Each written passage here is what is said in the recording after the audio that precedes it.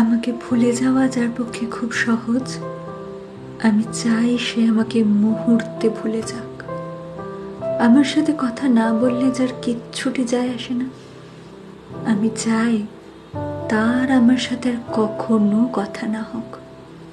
আমার অভাব যাকে বিচলিত করে না, যারা আমাকে ছাড়া দিব্যি চলে যায়, আমি চাই তার জীবনে আমার অনুপস্থিতি শাশ্বত হোক।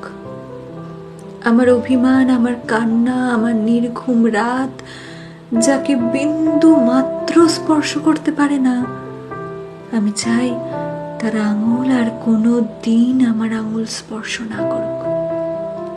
তাতে আমি কষ্ট পেলে পাই, ভেঙে গেলে যাই, একলা হলে হই। নিজের উপস্থিতির অবহেলা সহ্য করার থেকে তার অনুপস্থিতির নীরবতা ঢের ভালো।